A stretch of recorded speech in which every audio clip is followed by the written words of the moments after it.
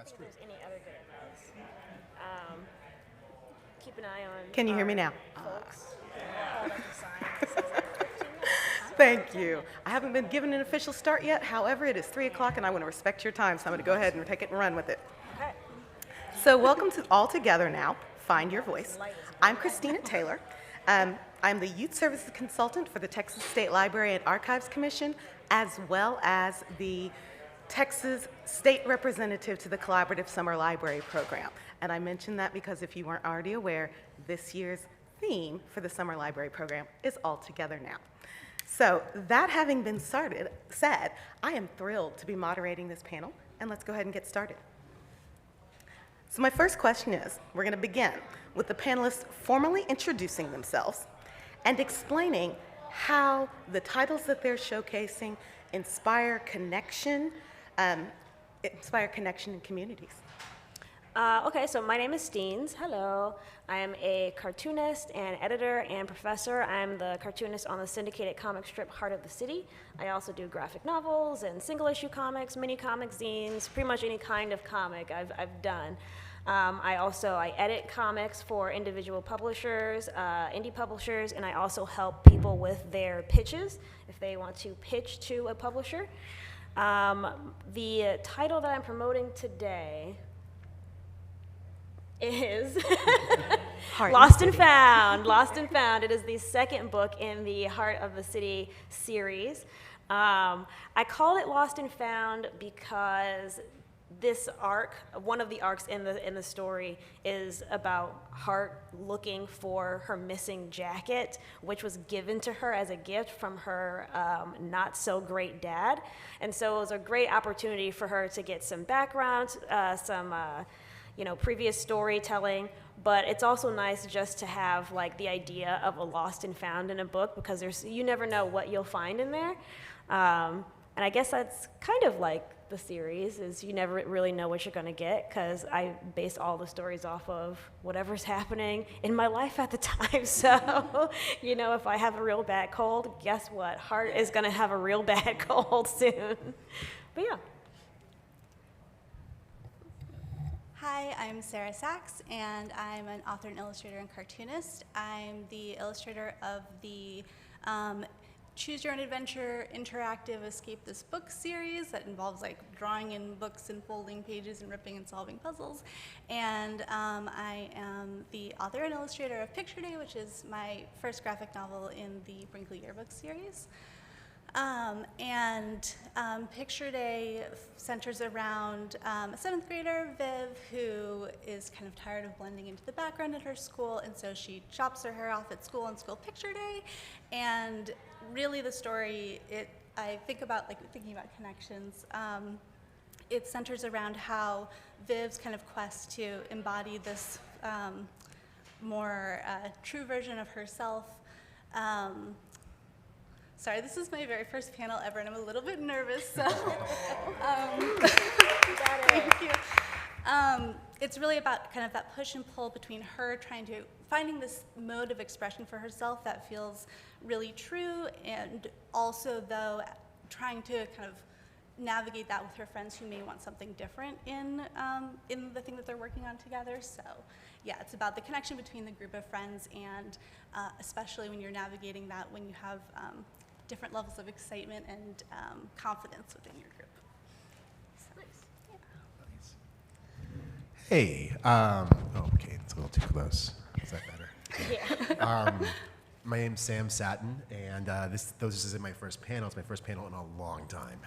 So this is probably my first panel in like 4 or 5 years, I think. I think since like 2019 or something. I'm not sure. Pre-pandemic.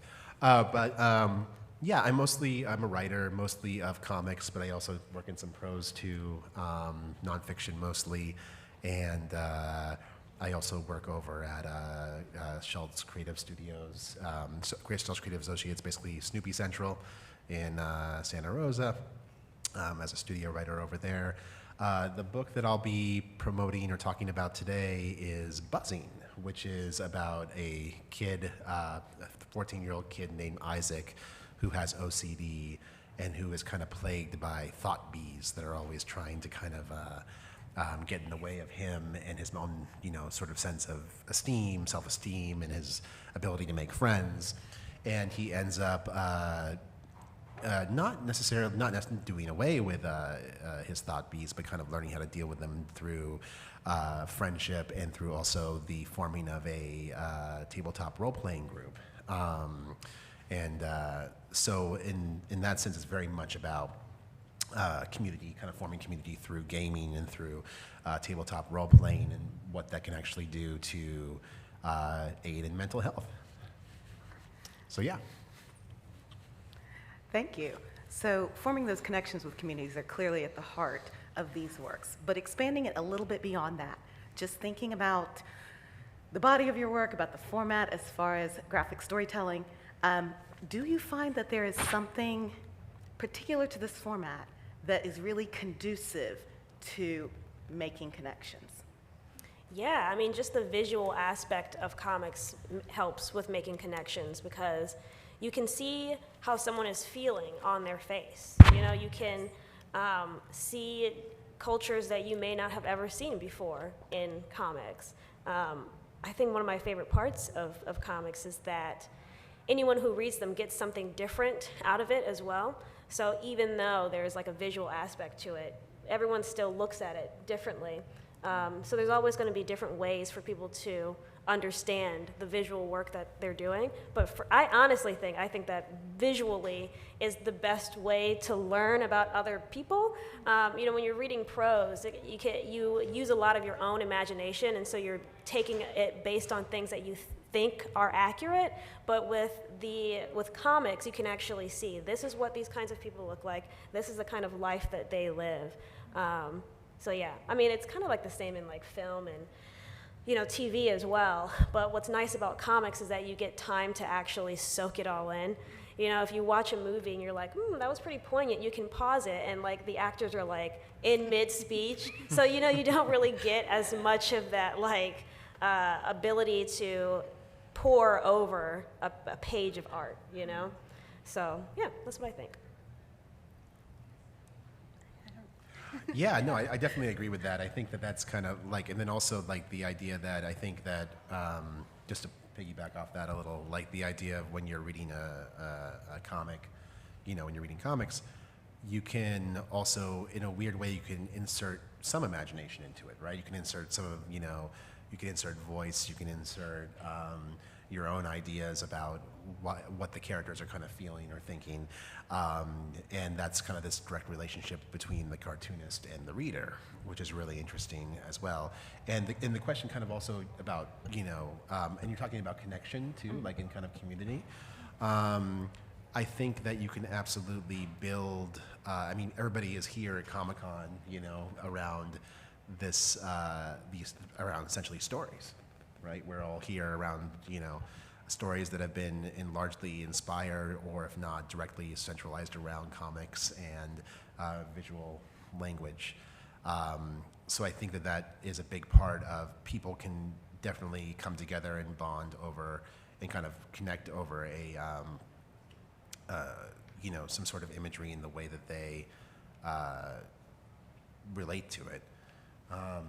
And also like just the idea that you can create, I think, certain connections visually, like Steenz was saying, through comics, by, on the page, by showing that there's a correlation. So for example, in buzzing, there's a correlation between these thought bees and anxiety and OCD. So the idea of trying to make those connections as well can be easier visually than they would necessarily be if you were reading about them in a book. Prose. Sarah, I know we skipped over you briefly, but I want to make sure we gave you the opportunity to say anything. Oh, I don't know if I had they said it really. No worries. We took care of it, yeah. All right. So, Trung Le Nguyen, the author of Magic Fish, created a comic that ended up becoming the cover of this summer's, I just went blank on what it's called, the Allen Review. So it's the national organ for the National Council of Teachers of English. And in his social media, he had been talking about the fact that he intentionally chose not to center stories of trauma. the way he wanted to connect with communities, with his readers at this point, was to center studies of joy, or stories of joy. So bearing that in mind, I ask, how does joy factor into your own art? And how is that helping to build connections with communities? I find that joyful stories are my favorite stories to write. I am a crier when it comes to happy things, so I love to make myself cry, I guess. But I think about like the kinds of stories that I want to tell. I want people to realize that you can see someone's culture without seeing the negative parts of their culture. You can always see the positives.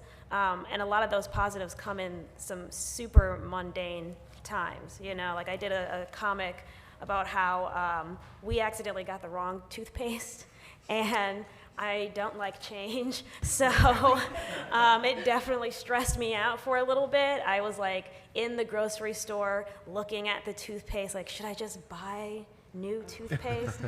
And I'm thinking, this is like such a first world problem. Like I should just brush my teeth with this.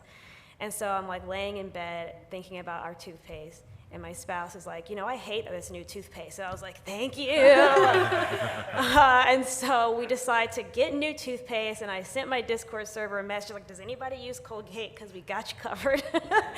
And that story was incredibly mundane, It's not about like trauma or, anything that happens to anybody, but it is a part of my identity, and my identity is someone that is very particular about their toothpaste.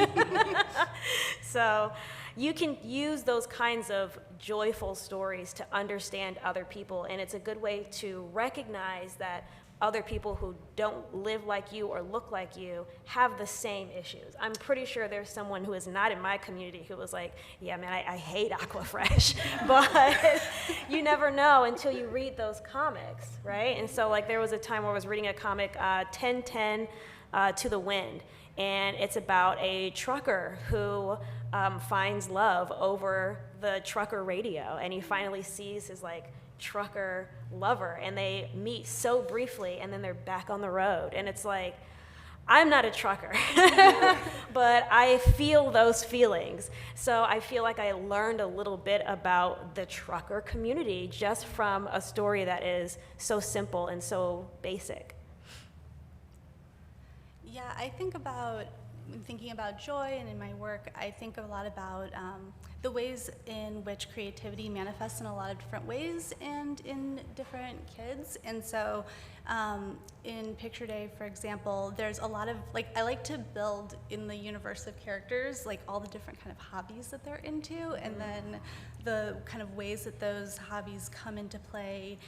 So for example, in Picture Day, Viv and her group of friends, they are building cosplay costumes for a little regional comic convention that they're going to at the end of the book, and their costumes have a roller skating element to it. And so just exploring the kind of joyful feeling of being in that space of creating something with your friends, and even when it goes wrong, because things kind of do go wrong and things don't always work out exactly the way that they anticipate, there's something, especially in just drawing the body language of that joy, that is just so, I chase that, being able to feel, embody that and put it back out onto the page in a way that I hope inspires a reader to find that thing that really gives them that feeling of themselves and excitement and expression and joy.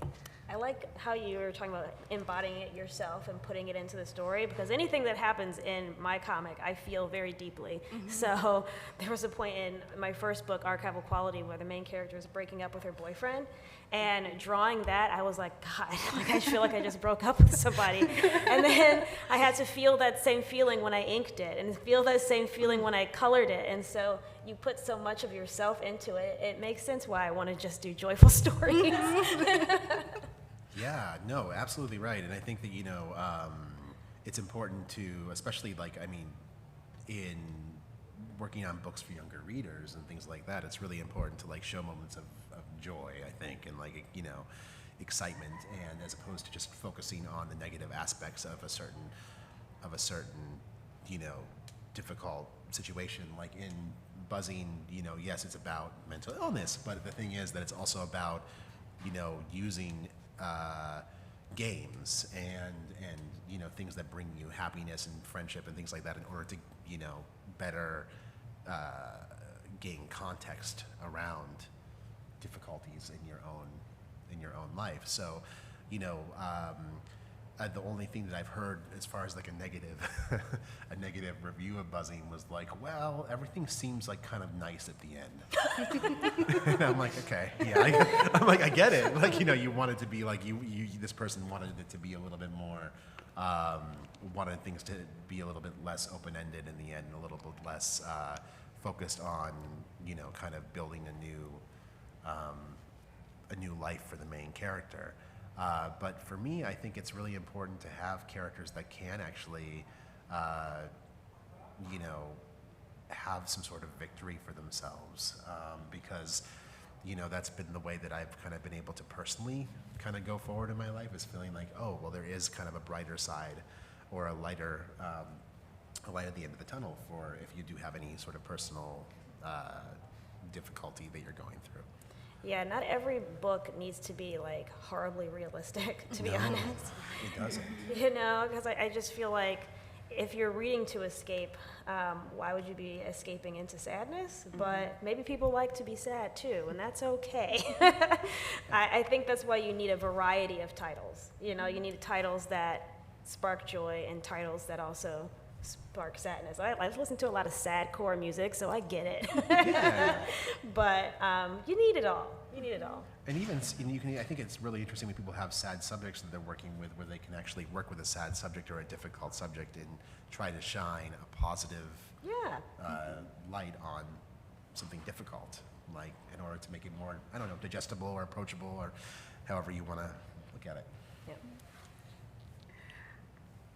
So we're moving through this at quite a clip, but I really liked Sarah's statement about chasing that feeling of joy. And so I kind of want to sit here for just a little bit with this idea, because I saw a lot of heads shaking and heard, you know, some chuckles, and people seem to really be connecting with that.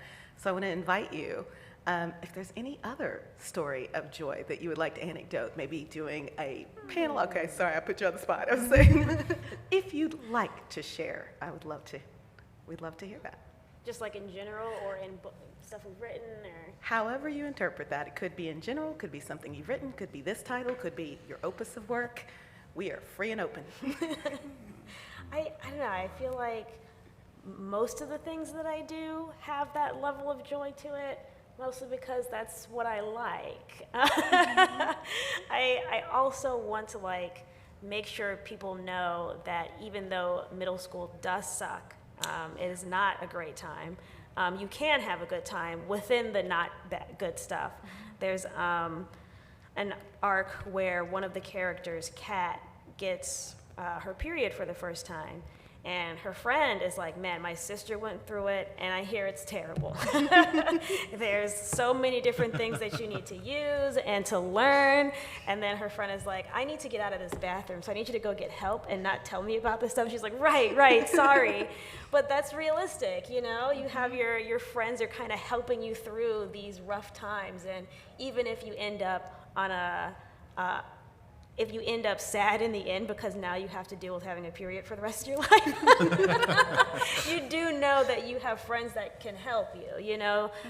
So my goal is, when I write these stories for Heart of the City, is that younger readers are seeing it and seeing that they can look at their life in a lighter point of view, even when things are not going great.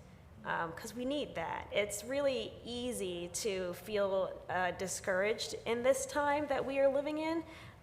You know, weather is bad, politics is bad, school is bad. So you still need to have a joy for life. And I think that comes from reading these kinds of stories that remind you to be happy. Yeah, it makes, so I was thinking about something that's been bringing me a lot of joy recently. When I did the launch event for Picture Day, there was a young reader in the audience, and we were talking about craft and talking about you know, where stories come from and all of that. And she asked me this question that I just like, it just like has stuck in my brain because it just is amazing. And it was basically, she was saying that she really likes writing stories. Her friends love reading the stories that she likes to write.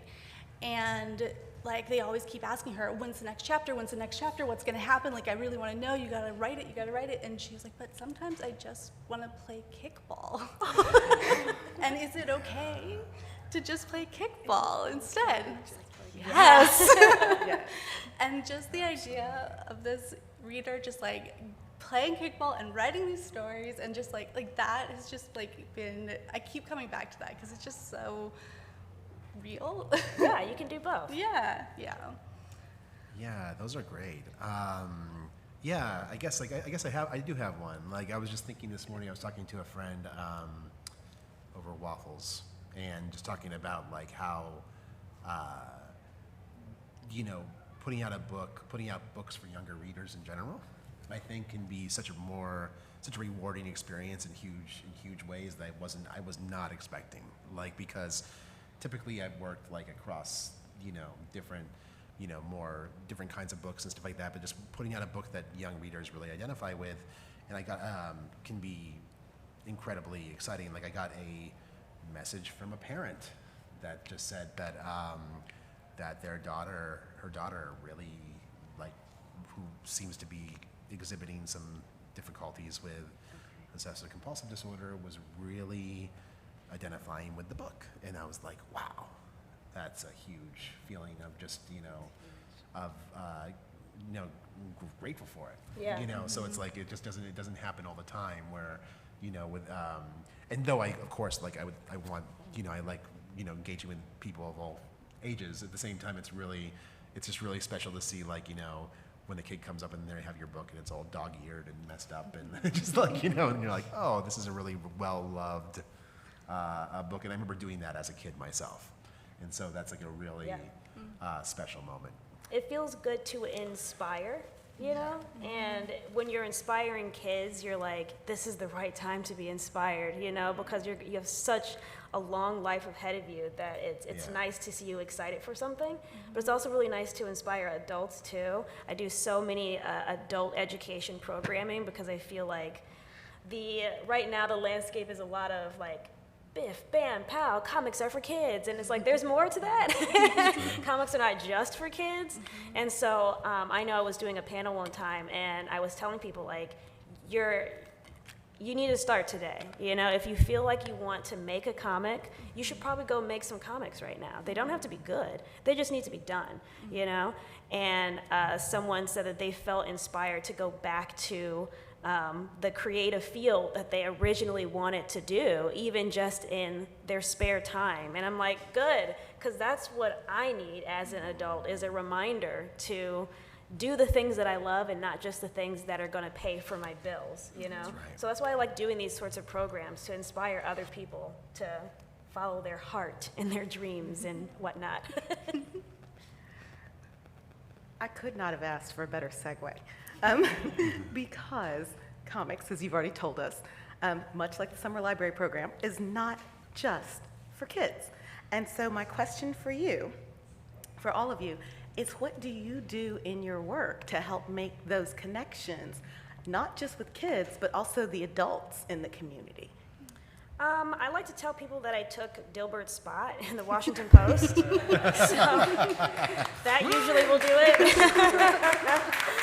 Yeah, it's hard though, because Lost and Found, Heart of the City, Archival Quality, they're aimed at younger readers. But most of the time, creators only have a little bit of say in what that demographic ends up being, whether that's YA, middle grade, so on and so forth. So I find that a lot of us creators are creating for everyone. It just happens to be marketed towards a younger audience. So I like to make sure that the kinds of jokes that I include in Heart, some of them are more towards adults, but I think I have a huge advantage that syndicated comic strips are for everyone. Anyone can get a newspaper, so people are expecting to have little morsels for the adult readers, But I think you do have to make a lot of effort to remind people that anyone can read this book. If you can read a comic, and it's not just going to be for kids. Yeah, like I've worked with kids in a lot of different capacities, and so when I write, that is naturally who I'm thinking about. But I think for me, it's like I'm more the age of the parents in the work that I'm creating, and so I really try to think about developing the characters of the parents and the educators of the adults in the series in a way that still feels relatable to the adults who might be picking up the book as well. And so really just trying to give them the same kind of like complexity and respect that I am trying to give to the younger characters, so that anyone who picks up that book can kind of relate to one of the different age ranges as they see. So. Yeah, no, I think what you guys said is great, and I guess to add to it, I would just say that I think I'm a bit sneaky in which I kind of write everything for the way that something I would want to read, Yeah. and then I basically have an editor tell me what I can't put in there. So it's just like, no, that's not going to work, or no, that joke is ridiculous, or no, that is way too mature. And then I cut, but I want to make sure that the stories themselves, because the stories that I liked growing up, I think were kind of like that. We're a little bit more, a little bit above what I was kind of looking for as a kid, and they kind of made me think a little bit more, and they gave me a little bit more perspective in certain ways. And so that's kind of the way that I do it, and then I just kind of pare back afterwards. Yeah. No, that's good. That's a good Yeah. way to do it. Editorial is such a valuable part of the is. comic making process, Yeah. as I say, as an editor. I was thinking about a recent strip that I did where the kids are in the committee to plan for the middle school dance, and the theme is meant to be. And so one of the kids' ideas was to put up imagery of like famous couples or duos, and one of the ones I was going to put on there, because they recently got back together, is J-Lo and Ben. And my editor was like, I don't think kids are going to care about that. And so I was like, I'm not going to remove it. What I'm going to do is I'm going to have one of the characters scratch out J-Lo and Ben and say irrelevant. And so it's like you get a little bit of that joke for the adults and still for the kids, who will agree, yeah, I don't need all that. But I did get to include Barbie and Oppenheimer as a good coupling. So. But yeah, I think having that conversation with your editor as well to see if what's okay and what isn't okay is really helpful. Yes. So piggybacking on that, what advice would you give librarians and educators to help break down that idea that comics are for kids? Like, how can we leverage those and help them connect with that? Honestly, I think it's really all about getting graphic novels and adult comics into the hands of the librarians. Librarians are the ones that are choosing the books to go in the library. They're doing the collection development, so they should be the one who knows what's going on. I think, in my opinion, that every librarian should have an account with their local comic book store. They should all have diamond previews. You need to be knowledgeable about what's out there. So I think if you want to be a good librarian, you would know all of the options for your readers. I think another thing that would help is if publishers were a little bit more proactive about getting their books into these institutions. It's working great for schools. I mean, Scholastic has the market, really. But I feel like it could still be a lot better for libraries, which is why I'm really glad that CCEL is doing these sorts of things, because a lot of the places where these kids read their first comic is going to be in a library, right? And that was my first comic. I read Death, The High Cost of Living at age 10, so not really my age range. But if I hadn't read that in the library, I don't know if I would be where I am today. So libraries are just so important, and I think the onus needs to either go on the administrators at the library, allowing these librarians the opportunities to get new comics, and also to those publishers and putting it in the hands of the librarians and educators. Any other? Oh yeah, no, I mean I very much agree, and I think that also there's a wider industry question kind of at stake, where it has to do with, like, if you look at, like, what manga is doing in terms of the way that it kind of occupies a lot of the the YA and adult comic space in libraries, for example, where kids can go and they can check out something that's a little bit more perceivingly above their age group. Yeah, no one's putting Berserk in the kids section, but they Yeah, are. they definitely are. And that's something that I think the U.S.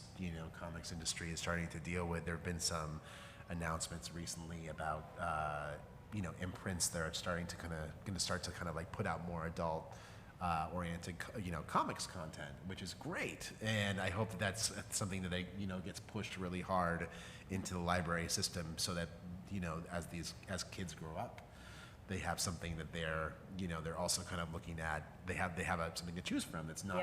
I mean, in manga, I love manga very much, but at the same time, it's not the. We also want to be producing things here too that are, for more adult markets.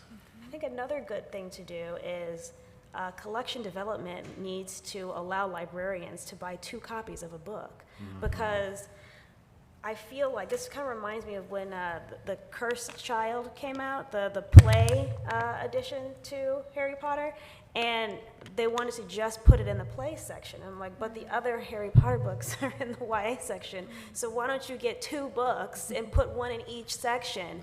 And I think that they need to do that with graphic novels as well. You shouldn't just have them all in one spot for graphic novels, because some of them need to go in their correct Dewey Decimal section. And if you just allow these librarians to buy 2 copies of it, they can do that. Yes. And just diversifying sections of for comics in general, just like in libraries. I think it's it's very, and and there's definitely a better job being done of it now, depending on where you go. But at the same time, I think that it just needs to be understood that when you go into the graphic novel section of a library, it's not monolithic. You have a lot going on in there that you're able to choose from, and different age groups and different genres, and like you would with any other kind of medium.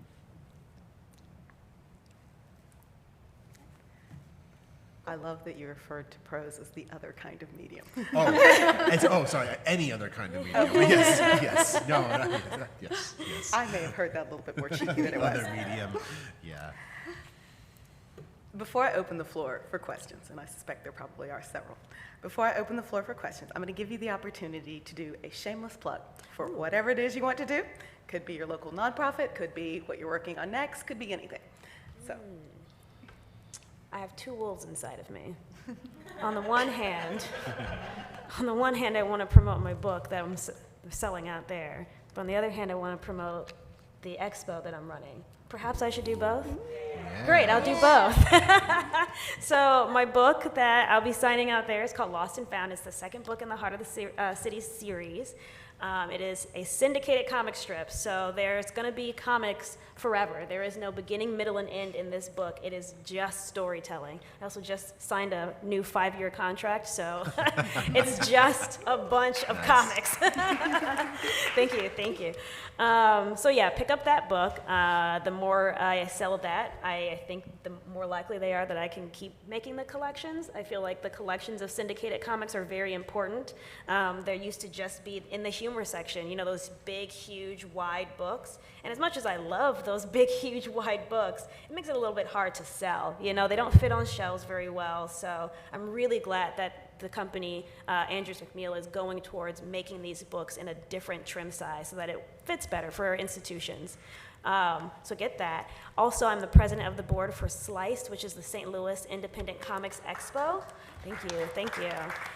So it is a comics expo that focuses on not just comics. There's prints and photography and all sorts of printed and handcrafty sorts of things. So if you're in St. Louis on October 14th, please make your way to Slice.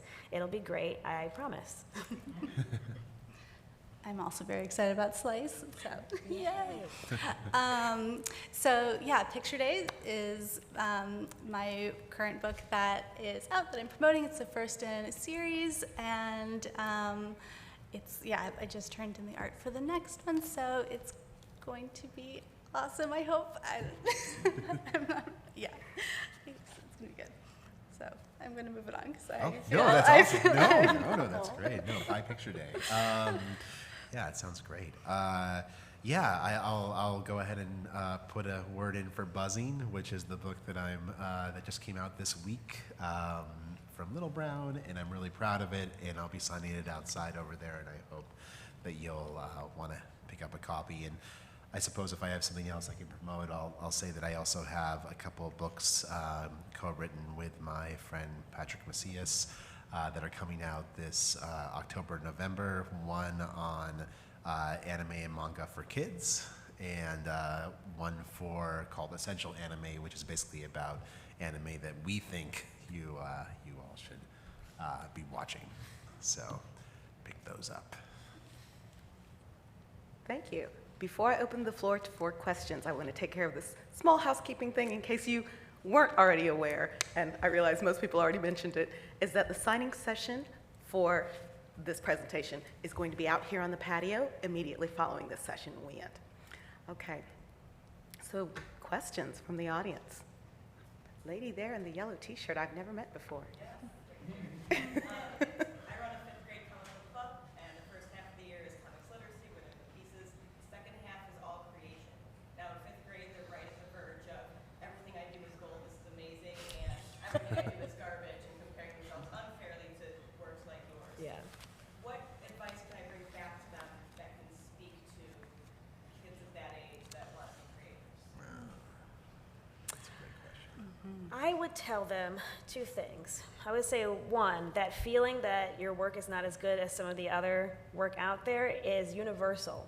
We all feel that way.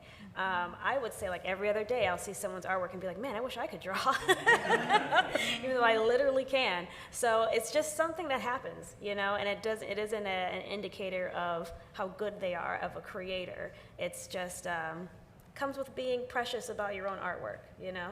And the second thing that I would say is move on. As someone who does a syndicated strip, and it's daily, so I can't really spend a whole lot of time thinking like, is it good enough? Should I change this? Because it's due, you know? So I always say that completion is better than perfection, and completing a full book is more impressive than making the perfect book, because the perfect book doesn't really exist. You're always going to find something that you wish you could go back and change. So keep it moving, and we all feel the same way. I would also say that none of us can tell the story that they can tell. Like, they all have their own story, and they are learning the tools to express it in the way that they want to, but we can't tell that story, only they can tell that story, and that's really special and powerful, and I want to hear those stories. So I hope that they continue to give voice to that story inside of them that only is their own. Yeah, those are great answers. I think that, I think that it's good for them to remember that every single person that they see that is good now was absolutely not good. At some other point in their life, had no idea what they were doing, and no, and there's no, and they were, every single one of us was there. So it's like that's the whole entire thing. Like, there's no, if you look at anyone's work, it started out poorly. Or not where they thought it was going to, I'm not going to say poorly, where they thought it was not going to be. So, yes. Yeah, no. I think too, though, just being able to identify what you want, like how you want your work to look, like that's a way of learning too. And so I think that that's a way, like that was definitely how I was when I was that age and trying to learn, really kind of harness drawing skills. Like, it was looking to other creators' work and trying to recreate it, and it won't at first look exactly the same or look the way that you see it in your head, but like that's just part of learning it, and that's great. The fact that you can see where you want to go, that is so helpful in getting there. There's like there's a graph that I see online sometimes where it's like a wave that goes up and down and up and down. And there's a part where you're looking at your art and you're like, this is it. I know what I'm doing. I'm the best. And then there are times when it's low where you're like, oh my God, I've never held a pencil in my life. And the times when you're looking at it and you're like, this is garbage, that means that you have now gained the skill to recognize when something doesn't look right, you know? So another thing I like to say is you don't tell someone that they don't know how to write because they have poor penmanship. you know? So it's really about practice. Everyone starts somewhere. Yeah, and then then also I think there's this sense that they will get better. Yeah. Like they absolutely will. Like you'll. That's Yeah. right. Like you're gonna look back. Yeah. Like I mean, I do this thing wherever whenever I feel bad about whatever I'm doing, I'm like, oh, but 12-year-old me would be pretty proud. Yeah. Like 12-year-old me would look at me now and be like, whoa. Like, so it's like so that's kind of worth thinking about. Yeah. Thank you, Janet. Question right here. Yes, sir. Yes, a great panel. Thank you so much for the great discussion.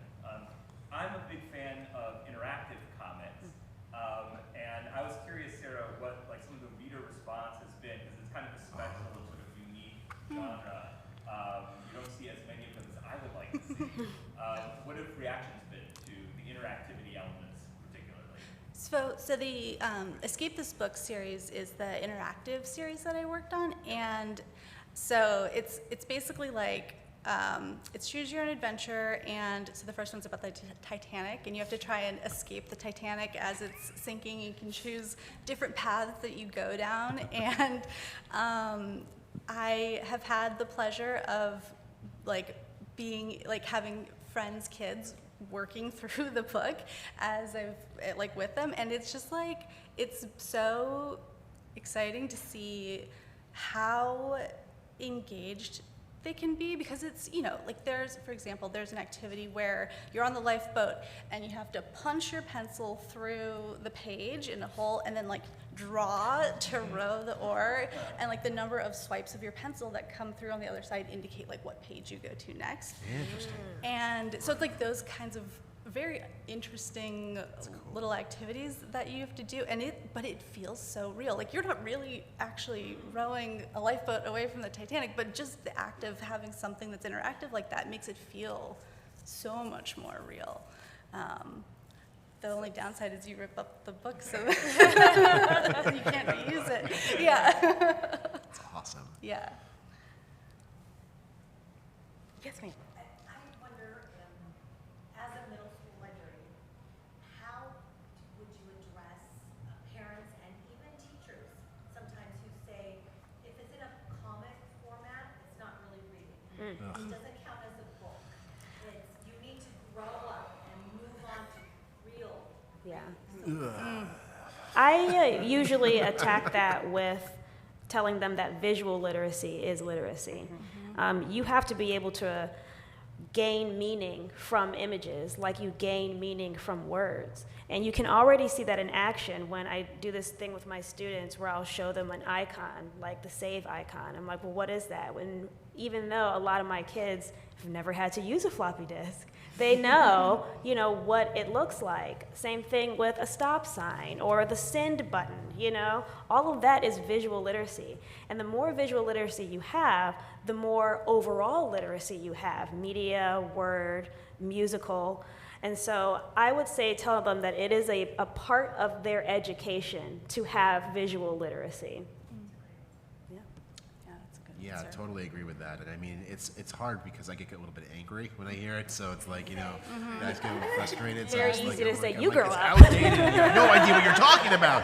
I think it's also you can cite studies. There are plenty of studies that have been done about visual literacy that show that if you give a kid who is having a hard time reading prose, if you give them a comic, they're going to be able to use that as a way to gain really strong literacy skills, and even actually make it easier for them to read different kinds of words and prose and different things like that. So it's I do think that sometimes though when you get people who are in that mode, it's really hard to get them to come off that. Yeah, you have to give them a new way of thinking about it. Why do kids have to take band? My kid's not going to be a symphonic orchestra person. Yeah. I don't see why you have to teach them how to sing. They're not going to be a pop star. But you do that because you need to give these kids so many options so that they can figure out what they want to do with their life. And if you're only giving them prose novels, you're just saying, oh, you should probably be a prose writer. And that's it, Very, I'm so mad. I'm getting so worked up. The reason that question bothers me all the time is because I see those kids who I don't read.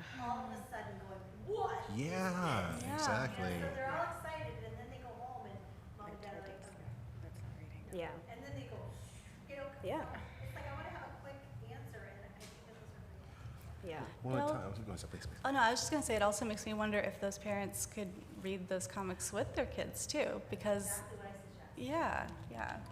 Well, it also like ties into like, you know, the idea that comics are only for kids, and there's this whole entire like they're both of those mentalities can be really ridiculous. I mean, at the same time, you're right. I think that, you know, getting the parents to actually try to read them is probably a really good idea. Like if you can do that, like that's smart.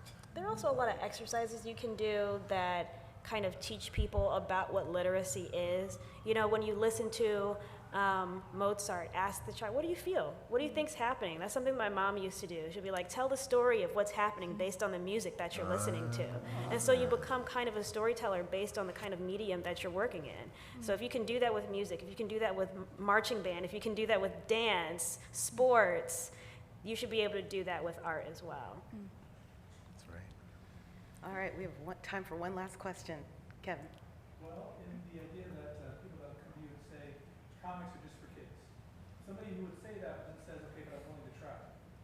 What book would you guys recommend to somebody who is in that position? They're willing to try, but they thought comics are just for kids. What would you say? I would suggest The Arrival by Sean Tan, mostly because it is a fully silent graphic novel, and I think a lot of the idea that comics are just art plus words needs to be killed. Because if you can read a comic with no dialogue, no captioning, and you understand a story, that is teaching visual literacy. And so if someone's interested in learning about what's the right way to read a comic, because even finding out which direction your panels need to go to, that's not an automatic skill. I have that skill because I grew up reading comics, you know? I can do it backwards even because I read manga. But not everyone has that skill, and you gain those skills by starting small. So take out the writing aspect of it and start super, super small and do The Arrival. I think that's the way to go. I read so many kids' comics, so. No, it's a great. Kids comics could be the suggestion for I mean, one, Yeah. you know, I mean, Bone might be in there. You know, something like Bone. I mean, that's what I mean, basically, and I'm thinking about that probably selfishly because that's what that was my kind of Yeah. like Yeah. gateway. Like, was reading Bone before it became kind of Yeah. because that was really what there was. But you know what's interesting about Bone is that I was on a panel with him earlier this year, and he Yeah. told this story, is that he didn't change anything for when Scholastic wanted That's to right. buy that series. That's right. So there was this, he was so set to like sign the contract and everything, and they were like, we need to have a meeting first to go over the things that we might need to change. And Scholastic was like, here, here, here, here, here, here, and here. These are all the things you need to change if you want this to be a kid's book. And he was like, then I'm not going to sign it. You know, it's either going to stay exactly the way that I drew it, or I'm going to walk away. And so they were like, our bad, here's your contract, you know? So That's right. even Bone was not made for kids, but it's being marketed for kids. Like I was talking about earlier, marketing is just like, I don't know, I used to be a sales and marketing person, so I understand the value, but I think the marketing towards kids has made people believe that it is still just for kids. So, No, yeah. and I think I remember that because I remember before Bone got picked up for Scholastic, that's when I was reading it when it was Yeah. like still like kind of in its weird kind of it was kind of a little edgy and Yeah. it kind of had, and that's why I think it's amazing that he was able to keep that. Yeah. Like, you know, They it's must so have really cool. wanted his money Really, and yeah. his time, because he said absolutely not. We have unfortunately reached the end of our time, but I do want to say thank you to the publishers, the Comic Conference for Educators and Librarians, as well as San Diego Comic-Con, Comic-Con International, for allowing us this time together. Sorry, I'm throwing my water around. And I just want to remind people once again that the signing session is happening here on the terrace. Thank you. Great.